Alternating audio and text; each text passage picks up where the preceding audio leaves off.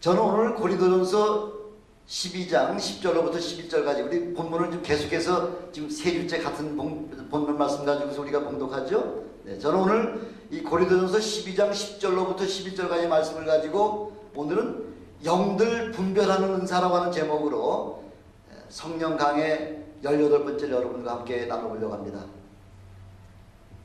이 세상에 수많은 종교와 우상들이 있죠. 하다못해 사람의 손으로 만든 그런 목 속에다가 복을 빌기도 할 뿐만 아니라 소나 염소나 이런 짐승을 우상으로 생각해서 거기다가 제사 드리는 사람들 있지 않습니까? 한국에서는 가끔가다 그런 TV에서 나타나는 거 보면은 돼지 머리 잘라가지고서 이런 단상에다 올려놓고 거기에 그 기업 총수들이 나와서 거기에 절하고 복 달라고 비는 그 모습들을 우리가 한가다 보잖아요. 얼마나 기가 막힙니까? 돼지 대가리가 뭔데 거기다가 그 지성의 하나님의 형상을 닮은 우리 인간이 그 돼지 머리에다가 절하고 복 달라고 비는 그 모습들이야말로 얼마나 한심한 거죠. 얼마나 어리석은 것이죠. 그게 바로 인간이라는 거예요. 인간이 그렇게 연약하다는 거죠. 어떤 이들은 해골바가지에다가 이런 뼈를 그려놓고서 사단을 숭배하는 그런 사탄을 숭배하는 종교도 있잖아요. 그 본부가 샌프란시스코에 있잖아요. 여러분 잘 아시는 그 비누 타이드라고 하는 비누 있죠? 또 헤드앤숄더라고 하는 그 머리 그 샴푸하는 그 비누, 이게 다 프락터 앤 갬블이라고 하는 그 회사에서 나오는데요. 우리 일상생활에서 미국의 웬만한 이 코스트코 가면 막 그 프락터 앤 갬블에서 나오는 그 상품들이 뭐 엄청나게 많죠. 왜? 그만큼 물건을 기가 막히게 잘 만드는데 그 회장이 바로 사탄 숭배하는 바로 그 종교에 들어가서 1년에도 수백만 달러를 거기다가 헌금하고 있다는 거죠. 사탄 숭배하는 자들이요. 우리 생각보다 도저히 이해가 안 되죠. 바로 우리의 싸움은 혈과 육의 싸움이 아니라 공중권세 잡은 마귀와의 영적인 전쟁이라는 거죠. 뭐 한 10여 년까지만 해도 10여 년, 20여 년까지만 해도 별로 그렇게 절박한 걸 느끼지 못했는데 최근에는 뭐 영적으로 돌아가는 것들이 뭐 엄청나죠. 뭐 그냥 마귀가 엄청난 권세를 지금 사용하고 있고요. 지금 마지막 때를 향해서 지금 아주 다른 박질할 정도로 다 이렇게 지금 마지막을 향해서 그렇게 막 아주 전 힘을 다해서 달려가고 있죠. 얼마가 남지 않았고 때가 얼마 남지 않았으니까 마귀가 아주 발악을 하죠. 그렇다고 우리 믿음의 사람들은 그 마귀의 힘에 억눌려 가지고서 거기에 눌리킬 필요가 없다는 거죠. 그래서 베드로 사도는 베드로전서 4장 7절에 보니까 만물의 마지막이 가까웠으니 그러므로 너희는 정신 차리고 근신하여 기도하라 이렇게 말씀하고 있지 않습니까? 정신 차리라는 거죠. 지금이 어느 때인데 그렇게 적당하게 살 수 있냐는 것이죠. 정신 차리고 경고망동한 그런 행동을 절제하면서 근신하라는 거죠. 그러면서 전심을 다해서 하나님 앞에 우리의 모든 소원과 간구를 기도하면서 하나님과 더 가까이 나아가는 그런 믿음의 신앙을 유지하라 하고서 그걸 우리에게 지금 분부하고 계신 겁니다. 왜냐하면 말씀과 기도 외에는 그런 악한 영들과 대적해서 이길 수 있는 방법이 없다고 그걸 우리에게 말씀해 주고 계시는 거죠. 신앙촌의 박태선 장로 같은 사람이요. 그래서 지난번에도 잠깐 말씀드렸지만은 박태선 장로가 죽었을 때에 곧 부활한다고 해가지고서 장사를 한 달 동안 치르지 않았잖아요. 왜? 우리 박태선 장로님은 곧 부활한다는 거죠. 왜? 박태선이가 누구라고 얘기했어요? 내가 감람나무라 했습니까? 내가 바로 재림 예수라고 했기 때문에 다시 살아난다고 그렇게 본인이 얘기했기 때문에 그 추종자들이 다 박태선이가 살아날 줄 알고서 이제나 저제나 기다리고 일주일 지나도 박태선이가 살아나질 않고 열흘이 지나도 나오지나 살아나질 않지만은 썩는 시체 썩는 냄새가 온 동네를 퍼져가지고 한숨씩 경찰이 동원돼가지고서 강제로 장사를 지냈잖아요. 그 박태선이가 죽고 나니까 그 후속 타자가 누구냐면 요즘 한참 교회를 괴롭히는 교회를 분열시키는 그런 이단 집단 아시죠? 신천지라고요. 그 이만이라고 하는 사람이 저쪽 어디 말죽거리 쪽에 있는 거가 무슨 동네 과천 쪽에다가 증거 장막 성전이라고 하는 거 세워놓고 저도 한 번 들어봤는데 얼찐 들어보면은 자기가 재림 예수라는 거죠.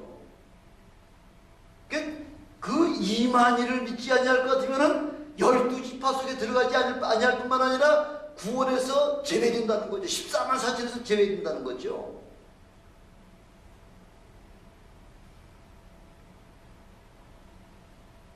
예수 그리스도를 우리가 분명하게 알지 못할 것 같으면 지금 우리가 어디에 소속되어 있는지 그 소속 감각을 모르게 되면은 엉뚱한 데로 빠진다는 거죠. 저도 가끔가다 이제 어디 운전하다가 길 한 번을 한번 놓쳐가지고서 엉뚱한 데 들어가게 되면은 다시 그 원위 치료다 돌아오는데 한 시간이 한참 걸리죠. 여기 빙빙빙 돌다가 이제 제자리 찾아가고 하는데 이렇게 우리의 소속이 지금 어디에 소속되어 있냐 그거를 깨닫지 못하면은 중구난방으로 아무데나 그냥 자기의 마음에 닿는 데로다가 쫓아간다는 거죠. 그래서 우리가 마음을 정결하게 하고 하나님 앞에 바로 서기 위해서는 요한복음 4장 23절에 보니까 예배가 참 중요하다는 거죠. 이 예배야말로 아버지께 참으로 예배하는 자들은 신령과 진정으로 예배할 때가 오나니 지금 바로 지금이라는 거죠.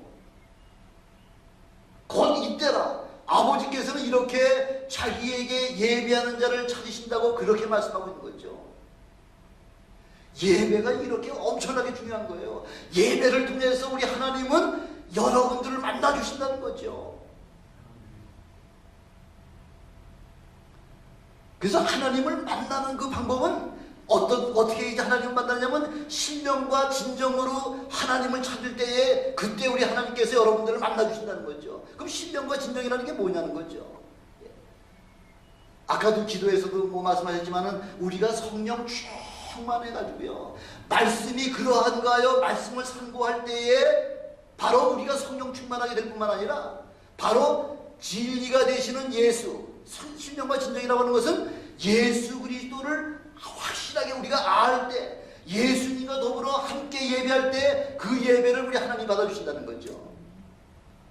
구약에서는 하나님 앞에 양이나 그 황소를 잡아가지고서 피를 뿌려서 하나님 앞에 제사를 드려야지만 그 예배가 하나님 앞에 상달되는 줄 알고 있었는데 더 이상 그 성전 제사는 우리 주님께서 기뻐하지 아니하신다는 거죠. 그와 그들과 함께 더 이상 함께 하시지 아니하신다는 거죠. 예수 그리스도와 함께 하시지 아니하는 그 예배는 우리 주님은 그 받아주시지 아니하신다는 거죠. 그렇게 예배하는 자를 우리 하나님께서 찾으셔서 그 사람들을 복 주시기를 원하시고 그 사람들을 축복하시기를 원하시는 게 바로 우리 하나님 아버지의 마음이라는 거죠. 그런 예배를 드리시는 여러분 되시길 주님의 이름으로 축원합니다. 바로 예배라고 하는 것은요, 우리 신앙의 최고의 아주 신앙의 꽃이 바로 예배라는 거 아니에요. 왜? 이 예배하면은 우리가 조금 전에도 거의 25분 동안 전심부터 하나님 앞에 찬양을 하지 않았습니까? 예, 찬양 가운데 거하신 하나님, 찬양을 받으시기를 기뻐하시는 하나님이시기 때문에 그래서 하나님이 기뻐하시는 그 찬양을 25분 동안 설교 시간을 거의 비쌀 정도로다가 그렇게 찬양을 많이 불러드리는 이유는 그 안에 하나님 계시기 때문에 찬양을 받으시기를 합당하신 하나님이시기 때문에 그래서 우리가 찬양을 하는 거죠. 이 찬양을 통해서 우리의 마음이 이렇게 하나로다가 모아질 때에 하나님의 말씀이 선포되면은 그 마음이 그 밭이 어떤 밭이 되냐면 옥토가 된다는 거죠. 깃과 같이 그냥 길바닥에 떨어진 그 씨는 새들이 날아와서 그냥 얼른 또 그 씨를 먹어 삼키고요. 숲속에다 하면은 그 숲속의 그 힘에 의해 가지고서 조금 나오다 결국 말라 죽게 되는 거고요. 예. 옥토에 떨어진 씨라야지만 그것이 자라가지고 100배, 60배, 30배의 결실을 얻을 수가 있다고 말씀하고 있지 않습니까? 그래서 오늘도 예배에 거저왔다가 거저가는 심령이 하나도 없이 오늘도 우리의 심령이 옥토가 되어 있다는 거죠. 옥토가 되려니까 먼저 하나님 앞에 찬양과 영광을 돌리고 난 다음에 하나님의 말씀이 그 말씀의 씨가 여러분 심령에 떨어질 때에 그 씨가 100배로 60배로다가 30배로 그렇게 결실을 우리에게 주신다고 약속해 주고 계시는 겁니다. 예배에 실패해 가지고서 엄청난 그 고난 당한 사람 알죠? 예, 제일 처음 하나님 앞에 예배 드렸다가 하나님께서 그 예배를 받아주지 아니하신 사람이 있고 그 예배를 흠양해 주신 사람이 있잖아요. 창세기 4장에 나오잖아요. 아벨은 양을 잡아가지고 그 양을 하나님 앞에 드렸더니 하나님께서 그 제물과 그 예배는 허락해 주셨지만은 가인은 자기가 지은 농산물을 가지고 하나님 앞에 드렸더니 그 농산물을 하나님이 연락을 안 하셨다는 거죠. 뭐 재물에 문제가 있는 것도 있겠지만은 사실은 재물에 문제가 있는 것보다도 히브리서 11장에 보면은 믿음으로 드리지 않았다는 거죠. 예배가 믿음으로 드리지 아니하는 그 예배는 하나님이 받아주시지 아니한다는 거죠. 이렇게 예배를 실패하자마자 예배가 하나님 앞에 상달되지 아니하가지고서 가인이 어떻게 됐어요? 얼굴이 불구락 해가지고서 하나님을 원망하는 거죠. 그래서 그 원인이 어디에 있냐면은 자기 동생에게 있다는 거죠. 자기한테 있다고 생각하지 아니하고 그 하나님이 내 예배를 받아주시지 아니하고 내 재물을 받아주시지 아니하신 것은 저 동생 때문에 그렇다는 거죠. 그래서 동생을 저 광야에다가 데리고 나가가지고 거기서 때려 죽이잖아요.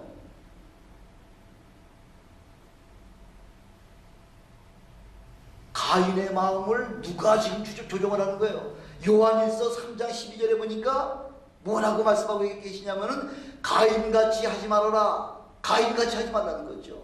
가인같이 그렇게 예배에 실패하는 자가 되지 그렇게 하지 말라는 거죠. 하나님 앞에 최심을 다해서 그렇게 하나님을 찾고 찾으라는 거죠. 가인같이 하지 말아라. 저는 악한 자에게 속하여 그 아우를 죽였다 이렇게 말씀하고 있는 거예요. 악한 자에 속했다는 거죠.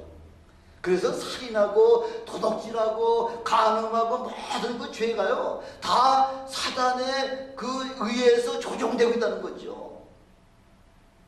그게 가인같이 하지 말라는 거죠.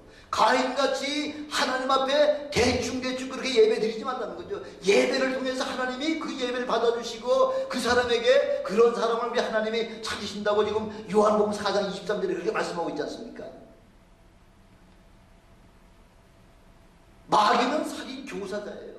어떻게 하지 사람 죽여나오고서 어떻게 자꾸 우리의 마음을 그렇게 우리 마음의 역사해 가지고서 결국은 살인하게도 만들고 강도짓하게 만들고 별의별 그 악한 일들을 다 만드는 그 모든 그 배후에는 마귀가 그 뒤에 조정하고 있다는 것이죠.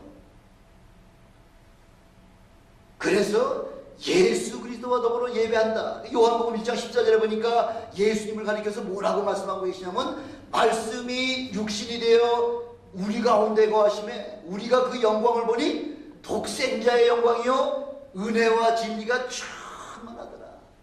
예수님을 바라보니까 그 예수님 자체가 은혜라는 거죠. 예수님 자체가 진리라는 거죠. 그 은혜와 진리가 충만한 가운데서 드리는 예배가 되시기를 주님의 이름으로 축원합니다.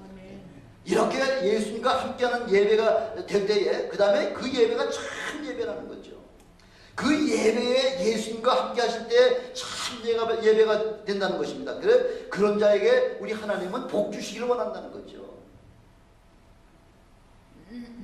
그래서 우리 주님께서 늘 우리에게 말씀하실 때 뭐라고 말씀하시냐면요, 내가 진실로 너에게 말하노니, 항상 말씀하실 때 뭐 다른 세복음 마태마가 누가복음에서는 진실로 한 번밖에 이야기 안 했지만 요한복음 사도 요한은 그 예수님의 아주 뭐 기가 막힌 우리 인간으로서는 도저히 할 수 없는 하나님만이 하실 수 있는 그 말을 하실 때에 반드시 뭐라고 붙였냐면 진실로 내게 이르노니 하면서 그 예수님이 하신 말씀이 거짓이 아니라 참요 그 말씀이 하나님께로부터 받아온 말씀이라고 하는 사실을 그걸 아주 강조하기 위해서 진실로 강조해가지고 말씀하고 있지 않습니까?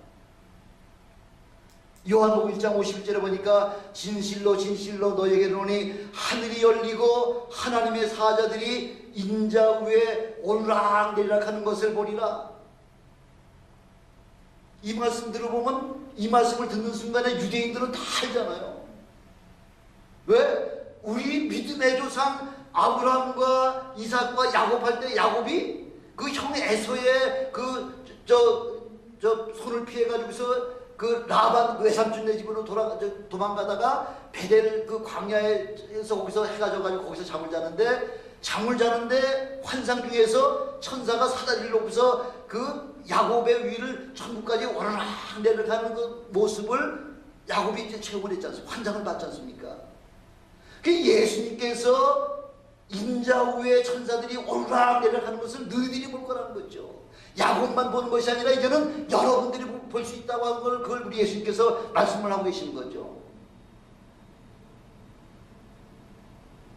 아니 내 머리 위에서 내가 섬기는 주님의 머리 위에서 천사가 하늘로서 오르락 천국하고 오르락 내려가는 그 모습을 보면 구원 받았다는 얘기예요, 못 받았다는 얘기예요? 구원 받았다는 얘기죠.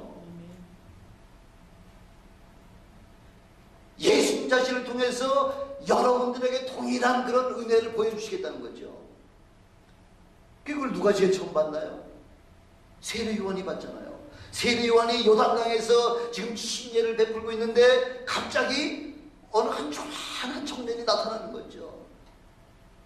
하나님께서 어느 사람이든지 그 머리 위에 마치 비둘기가 머리 위에 내려앉는 것 같이 성령이 내려앉는 모습을 보거든 바로 그가 너희를 구원할 메시아인 줄 알라 하고서 이미 사도 요한에게 세례 요한에게 말씀해 주셨잖아요.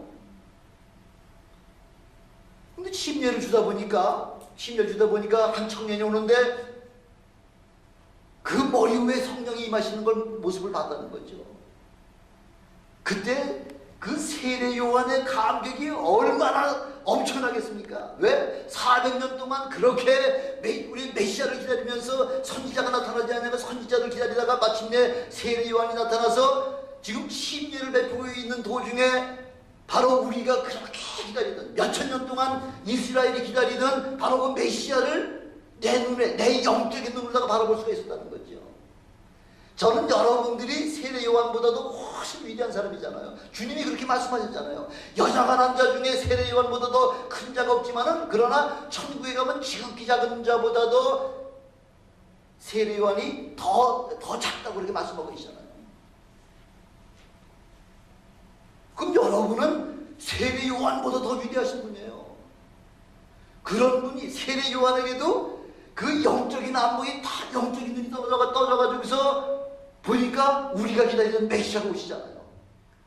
그래서 세례 요한이 외친 말이 뭐예요? 보라! 하나님의 세상 죄를 지고 가는 하나님의 어린 양이로다. 보라! 세상 죄를 지고 가는 온 인류의 죄를 대신 담당할 바로 메시아가 나타나셨구나. 그걸 많은 사람들에게 외치고 있는 거죠. 얼마나 감격스러웠겠습니까?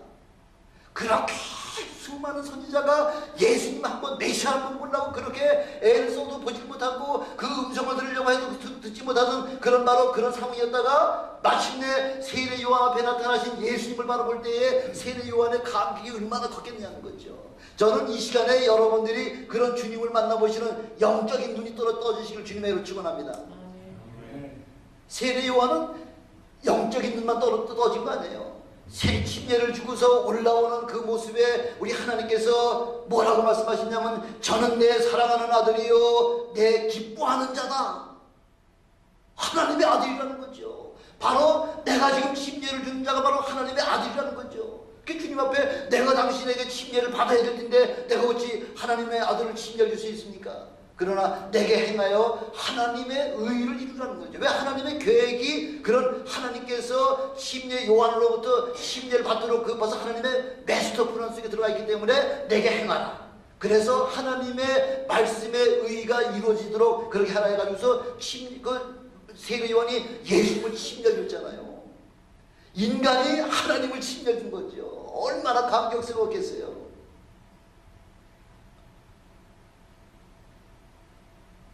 바로 이 장면은 아브라함과 이삭에게 일어났었던 사건이 있잖아요.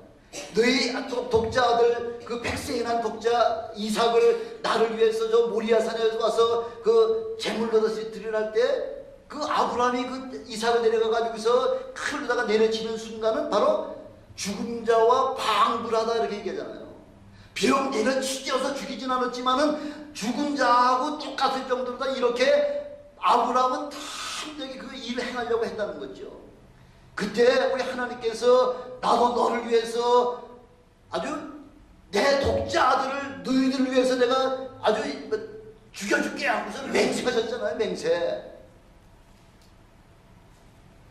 아브라함이 하나님께서 아브라함과 이삭에게 맹세하신 거는 이스라엘 모든 백성이라고는 다 알죠. 왜 창세기에 나와 있습니까?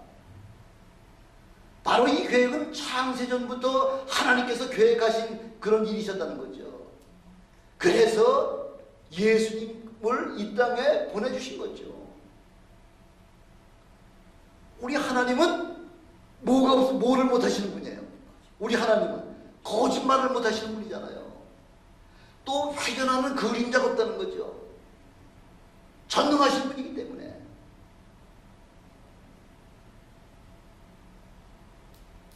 그래서 아브라함과 이삭에게 이미 그 맹세하셨던 그 맹세의 말씀을 그걸 무시해버릴 수가 없잖아요. 그래서 예수님을 친히 이 땅에 내려보내주셔서 그분이 우리의 모든 인류의 죄와 허물을 위해서 그분께서 다 담당해 주시는 그 확실한 그 약속의 맹세의 말씀을 결국 이루어 주셨다는 거죠. 그래서 하나님은 진리시죠. 하나님은. 이스라엘 백성들은 그 말씀을 매일 읽고 그 말씀을 외우고 하나님께서 예수님께서 우리를 위해서 하시는 여러 가지 사역들을 보면서도 예수를 보면서도 이스라엘 백성들은 깨닫지 못했다는 거죠. 어찌 보면 참 신기하죠. 아니 말씀에 반납 6살만 되면은 벌써 모세오경을 다 뛴다고 하는데 어려서 6살 때부터 계속해서 장성할 때까지 밤낮 읽은 게 모세오경이라서 그 하나님께서 어떻게 약속하신 거 다 알면서 그 약속대로 주님께서 오셔서 세례 요한을 통해서도 이미 보라 세상 죄를 지고 가는 하나님의 어린 양이로다 이렇게 이미 그 약속의 말씀을 우리에게 확실하게 전달받았으면서도 불구하고 예수가 누구신지를 그걸 깨닫지 못한다는 거죠. 그걸 보면서도 깨닫지 못하는 게 뭐예요? 눈뜬 장님이죠. 저는 여기 계신 분들이 눈뜬 장님이 한 분도 없으시길 주님의 이름으로 축원합니다. 다 주님의 그 진리의 말씀을 깨닫는 여러분 되시길 주님의 이름으로 축원합니다.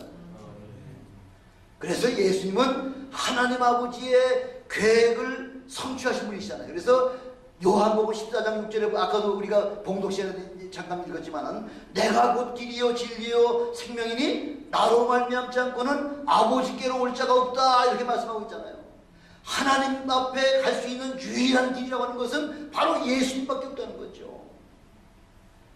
바로 진리가 되신 예수님을 믿고 영접할 때에 우리에게는 영원한 생명을 선물로 거둬주신다고 우리에게 말씀하고 있는 거죠.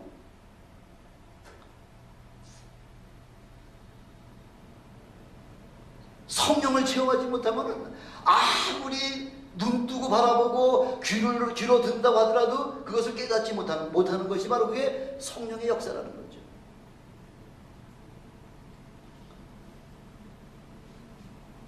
그래서 아무리 하나님의 말씀이라고 하더라도 율법을 가지고서 진리다 그렇게 얘기도 안 하는 거예요. 하나님 말씀이지만은 왜? 진리라고 하는 말이 뭐예요? 진리라고 하는 말은 영원전부터 영원까지 일체 변화가 없는 것, 1.1이라도 변화가 없는 것이 바로 그게 진리라는 거죠. 어느 때인가 한번 그 변화가 있으면 그건 진리가 아니라는 거죠. 창세로부터 지금 예수님 오실 때까지 그 율법은 아주 완벽한 하나님 말씀이었죠. 참 선한 말씀이었죠. 아주 완벽한 사랑의 말씀이죠.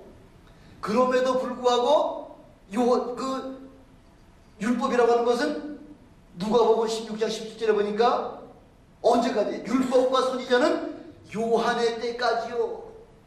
시한부법이라는 거죠. 더 이상 율법은 이제는 구원하고는 아무 상관이 없는 법이라는 거죠.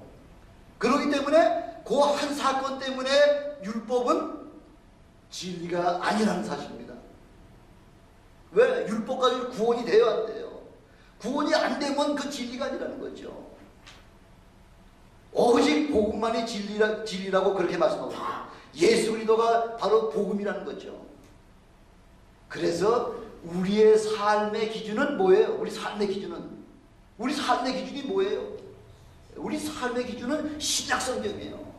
구약성경이 삶의 기준이 아니라 바로 예수님 이후부터의 삶이, 바로 그 사역이 우리 삶의 바로 샘플이 된다는 거예요. 우리 성경에 바로 그것이 삶의 기준이 된다는 거죠.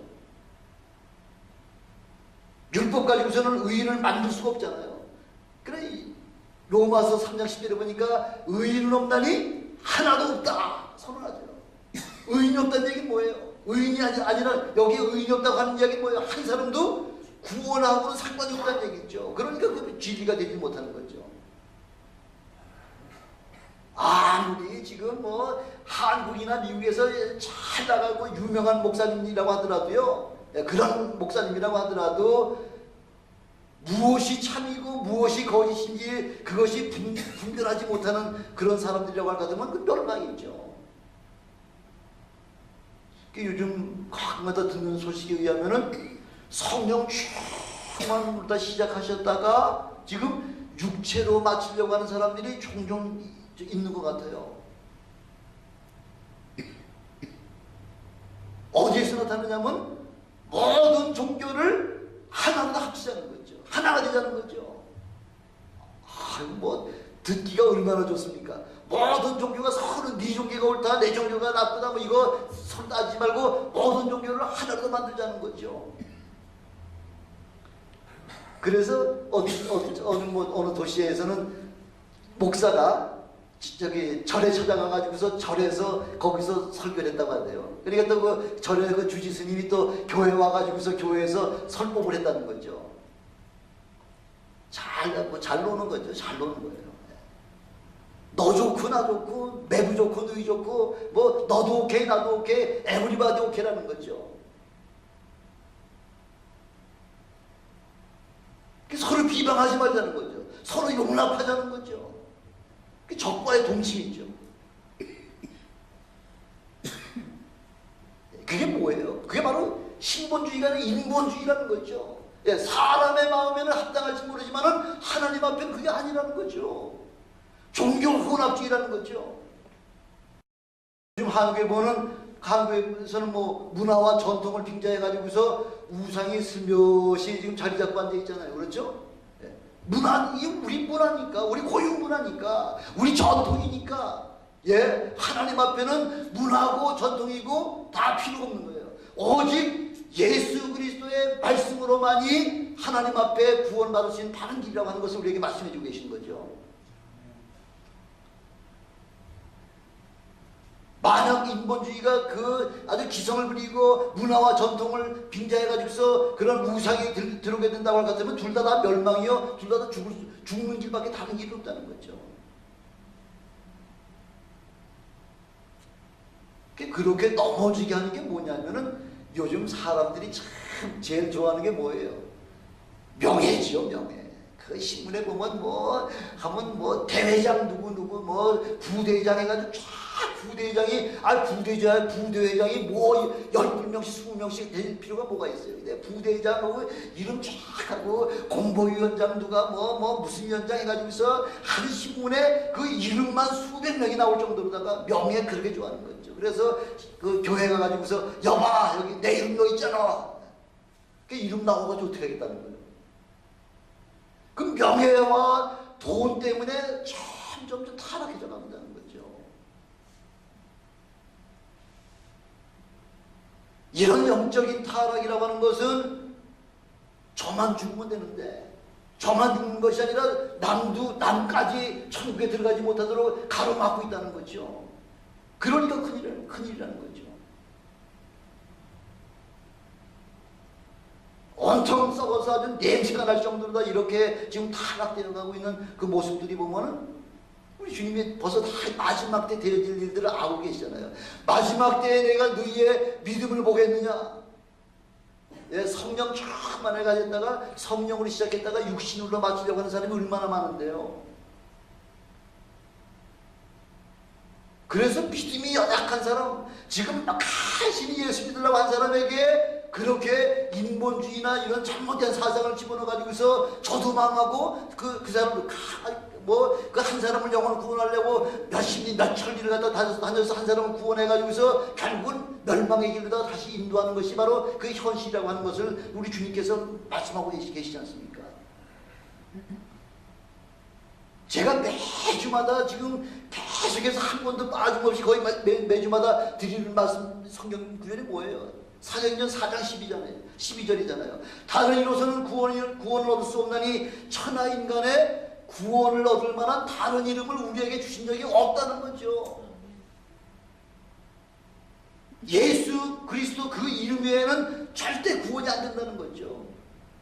부처도 오케이, 문선명이 통일교도 오케이, 신천지 이만희도 오케이, 모슬렘도 오케이, 힌두교의 그 뉴에이지 무브먼트, 요즘 미국에서도 뭐 웬만한 지성인들은 그 뉴에이지 무브먼트 그 운동하느라고 굉장합니다. 뭐 단전호흡 같은 거 하고요, 뭐 경건에 가고, 예, 그게 결국 멸망의 길이라는 거죠. 이 모든 것 다 오케이가 아니라는 거죠. 다 멸망의 길이라는 거죠. 오직 예수 그리스도만이 구원받을 그 이름이라고 하는 것을 우리에게 주셨다고 하나님이 말씀하고 계시잖아요. 하나님이 말씀하셨는데도 불구하고 아예 그건 성경이고 나는 내 뜻대로 간다. 그런 멸망이죠. 최근에는 성경이 자꾸 바뀌고 있어요. 성경이 어떻게 내 마음에 안 든다는 거죠. 그 마음에 맞는 사람들끼리 모아가지고서 성경 단어를 자꾸 바꾸는 거예요. 여권 운동자이죠. 여권. 여성도 남성들이나 뭐 다를 게 뭐가 있냐, 뭐 더하면 더 위면 위해야지, 남자들보다 못할 게 뭐 있냐 하고서 여권 아주 우선 그 주의자들이 뭐라고 했냐면, 왜 하나님은 남성으로다가 기록했냐는 거죠. 하나님 아버지 이러지 말고 하나님 어머니 그렇게 하자는 거죠. 그러니까 하나님 어머니가 고친다는 거죠. 동성 결혼자들이요, 동성연애자들은 남자가 그 부모를 떠나서 여자와 그 한 가정을 이룬다, 한 몸을 이룬다는 게 결혼의 아주 가장 기본 조건이, 남자와 여자와의 결합이 그 한 가정을 이루는 가장 중요한 그 아주 핵심인데, 우리 하나님은 우리 동성연애자의 하나님이시다 해가지고서 남자와 남자, 뭐 여자와 여자와의 그 관계를 갖다가 한 남자와 한 여자의 결합을 한 그 가정을 이룬다고 하는 것을 그 말을 쑥 빼고요, 그 자기네들이 필요한 말을 거기다 집어넣고서 있다는 거죠. 근데 우리 주님께서는 뭐라고 말씀하시죠? 성경에 1.1핵이라도 빼거나 더하면 그게 잘못됐다고 말씀하고 있잖아요. 그런 자들은 용납하지 아니하겠다고 우리 주님께서 말씀하고 계시잖아요.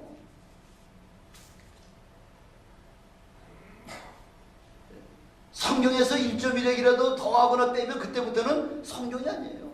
하나님 말씀도 아니라는 거죠. 그걸 우리 모습을 창세기 3장에 우리에게 자세하게 말씀해주고 있잖아요. 하나님께서는 아담에게 동산에 있는 모든 실과는 네가 임의로 먹되 동산 중앙에 있는 선악을 알게 하는 그 열매는 절대 먹지 말아라. 만약 먹는 날에는 어떻게 한다 그랬어요? 그냥 죽는다고 하는 그런 게 아니에요. 정령 죽는다는 거예요. 정령 반드시 죽는다는 거예요. 근데 사단이 그 뱀의 모양으로 와가지고서 하와한테 와가지고서 동산에 있는 모든 실과를 먹지 말라고 하느냐. 그러니까 하와가 대답한 게 뭐예요? 하와가 뭐라고 대답하나요? 우리 하나님이 저 선악과를 만지지도 말고 먹지도 말라. 만지지도 말라고 우리 하나님 말씀하셨나요? 아니에요. 먹지 말라고만 얘기하시는데 하와는 한마디 더 붙였어. 만지지도 말고 먹지도 말라. 먹는 날에는 하나님은 반드시 정령 죽으리라 이야기하셨는데 지금 하와는 뭐라고 얘기하냐면 죽을까 하노라. 까짜 하나가 딱 들어가요. 까짜. 죽을 수도 있겠지만 안 죽을 수 있는 확률이 더 많다는 거죠. 그래 맞아 너도 하나님같이 될까봐 하나님이 그래서 너 못 먹게 한 거야 하고서 그렇게 거짓말하니까 그날 그 순간부터는 그 선악과가 와 아름답기도 하고요 보암직도 하고요 먹음직도 하고요 이렇게 금방 그렇게 마음속에 그 의욕이 싹 사라지고 나니까 이렇게 바뀌어지는 것이 바로 그게 우리 인생이라는 거죠.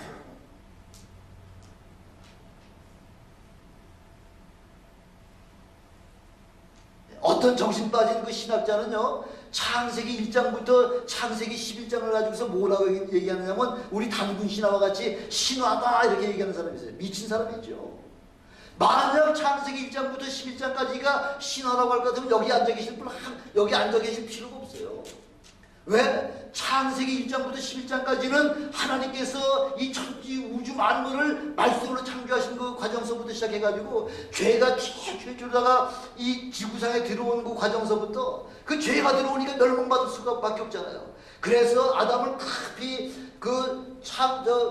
에덴 동산 바깥으로다 몰아내시고 화연 건물에다 둘러가지고서 더 이상 들어오지 못하게 하셔서 죄 중에 생명나무 열매를 따먹지 못하도록 하나님께서 은혜를 베풀어 주셨잖아요.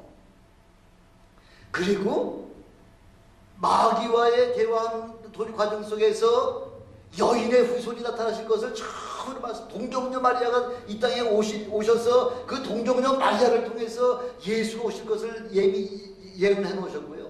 바로 우리 동정녀에서 나오신 바로 그 메시아가 우리 죄를 대신해서 십자가에 못 박혀 죽으실 것과 부활하실 것을 이미 창세기 1장부터 11장에 다 그렇게 말씀해 준 거죠.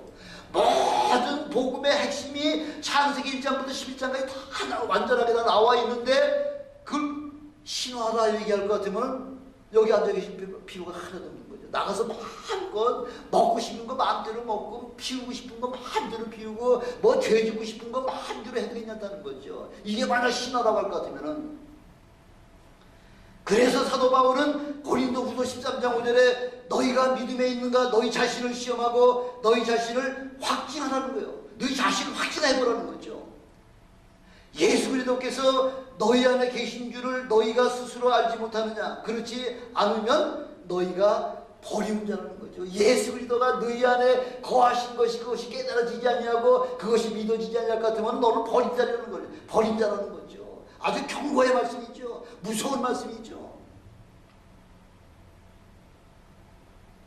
그래서 우리 성경이 바로 우리의 모든 삶의 그 잣대라는 거죠. 그래서 성경을 하다 캐논이라 그러잖아요. 캐논. 캐논이란 말이 뭐예요? 잣대란 얘기, 잣대란 얘기. 그래서 요거보다는 요게 길이 기니까 안 되고 짧으니까 안 되고 하는 건 모든 잣대가 바로 성경 말씀에 의해서 우리의 삶이 그렇게 순종이 돼야지만 우리가 참 구원 얻는다는 거죠.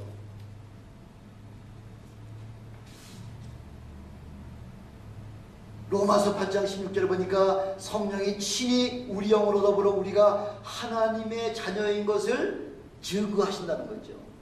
성령께서 성령 체험하라는 거죠. 성령 체험해야지만 바로 우리가 하나님의 자녀가 됐다고 하는 사실을 그걸 성령님께서 우리에게 확신을 시켜주신다는 거죠.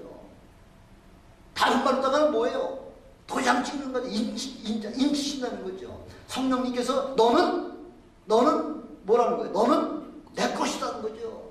그래서 자기 이름, 자기 도장 딱 씌워놓는 거죠. 너는 내 것이요, 내 것. 이제는 마귀가 너를 네 맘대로 할 수가 없어. 너는 이제 내 안에 들어왔으니까 내 안에 거하라. 그리하면 예수 안에 들어오면은 죽어도 살겠고 살아서 믿는 자는 영원히 죽지 아니하리라. 이렇게 요한복음 11장에 이렇게 말씀하고 있지 않습니까? 바로 이렇게 믿음으로 말미암아 우리가 하나님의 자녀가 됐다고 하는 그 우리 믿음의 고백이 나오면 그 다음에 하는 게 뭐예요? 침례잖아요. 침례는 뭐예요? 예수 그리스도의 죽으심과 더불어 나의 옛사람은 장사 지내고 예수 그리스도의 부활하심으로 말미암아 나의 이제 삶은 예수님과 더불어 부활의 삶을 살 수 있다고 하는 그 고백이 바로 침례를 그 행함으로 많은 사람들에게 증거하는 게 침례잖아요. 그 침례는 받아도 좋고 안 받아도 그냥 그만인 거 그런 거 아니에요? 그래서 AD 538년 이때는 교황이 그레고리 그 1세가 모든 적대 세력을 다 지배하고 통치하면서부터 그레고리 1세부터 시작해가지고요. 그 교황이 로마 황제의 모든 황제를 세우고 폐위하는 걸 갖다가 그 교황이 다 결재를 했다는 거죠. 그러니까 완전히 교황도 왕도 로마의 그 황제도 그 교황의 그 영향권 밑에서 꼼짝을 못했다는 거죠. 그래서 AD 538년부터 AD 1798년은 어떤 해냐면은 나폴레옹의 그 부하 벌티어라고 하는 그 장군이요, 이태리에 침공을 해가지고서 그 교황청에 있는 교황 비오 6세를 체포해가지고 가서 프랑스에 있는 그 발랑스라고 하는 그 감옥에다가 가둬놓으면서 더 이상 교황이 그 정권과 그런 모든 교권을 갖다가 지배하지 못하도록 그렇게 마지막 그 해가 바로 1798년이라는 거죠. 그래서 AD 538년부터 1798년이라고 하는 건 1260년 동안, 이 1260년 동안에 아니요, 우리는 예수께서 우리에게 분부하신 것, 곧 우리의 마음이 예수를 영접하고 구원받은 사람은 뭐하라고? 침례를 받으라고 했기 때문에 나는 침례를 받아야 되겠습니다. 근데 로마 캐톨릭에서는 침례를 못 받게 하고 물로다 그냥 머리 위에다가 물 한 번 이렇게 뿌리고서는 그러다가 침례를 대신하는 거로다가 하려고 하니까 아니오시다. 우리는 예수님의 말씀대로 순종해야 되겠습니다. 해가지고서 그래 한 게 그 파가 무슨 파예요? 제7침례파잖아요. 제7침례파. 영어로다가는 아나바프티스트라고요. 예. 그래서 침례를 고집하다가 죽은 사람이 1260년 동안에 대략 한 5천만 명이 죽었다는 거죠. 5천만 명이. 예수님의 말씀을 순종하려고 그렇게 난 물속에 들어가야 되겠습니다. 그래 들어가. 그러면서 쑥 집어넣고서는 못 나오게 하면 죽는 거죠. 5천만 명을 죽였다는 거죠. 5천만 명을요. 거의 1260년 동안 그 교황의 권세가 얼마나 막강했는지 교황의 그 이름이 뭐냐면 그 왕권이 뭐냐면은 라틴어로다가 폰티펙스 막시무스예요. 폰티펙스 막시무스. 제왕의 권세를 가지고 있고 모든 종교의 권한을 가지고 있는 그런 정교의 모든 권한을 다 가지고 있는 그런 제일 최강의 사람이다. 이게 바로 그 라틴어로다가 폰티펙스 막시무스예요. 그리고 교황이 지금 가지고 있는 그 고전 교황이 쓰고 있는 그 모자에다가는 뭐라고 써 있냐면은 비칼리우스 필리데이. 그 무슨 말이냐면요, 바로 하나님의 아들의 대리자라는 그 얘기예요. 교황이 하나님 아들의 대리자라는 거죠. 그래서 성경도 교황이 마음대로 고칠 수 있어요. 마음대로 고치는 거예요. 1.1핵도 고치면 안 된다고 말씀드렸잖아요. 근데 그렇게 너희 한국은 조상들한테 제사 지내는 게 그게 너희 관습이요? 그러면 제사 지내. 아니, 예수면 예수요, 너는 너라고 하는 것이 우리 성경이 바로 그 성경 말씀에 하나님이 아니라고 했으면 절대 그것도 안 되는 거예요. 교황은 거기에 1.1핵도 더 할 수도 없고 뺄 수도 없다는 거죠. 로마 지금 그 교황청 캐톨릭의 사제들을 갖다가 영어로는 파더래요. 아버지라고 그러잖아요. 아버지라고. 근데 예수님께서는 땅에 있는 자들을 가리켜서 아비라고 하지 말라.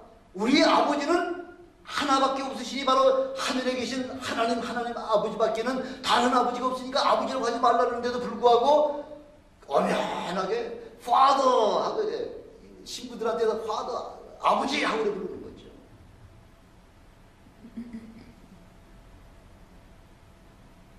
그 모르니까 성경을 모르니까 그렇게 교훈 읽다가 만들어 놓으면 그런 줄 하고서 그렇게 순종하고 한다니까 내가 죽을 길로 가는 건지 살 길로 가는지 그걸 깨달을 수 없다는 거죠. 그래서 우리가 영적인 분별력을 갖는다고 하는 것은 우리의 신앙생활에 엄청나게 중요하다는 거죠. 뭐 영적 분별력이 있어도만 우리 목사님이 알아서 잘 해주겠지, 그거 아니에요. 여러분들이 성경을 통해서 여러분 스스로 그걸 깨닫지 않냐고서는 어디로 끌고 가는지를 알지 못하는 거죠. 저는 그런 영적인 분별력에 있는 은사를 받으시기를 주님의 이름으로 축원합니다.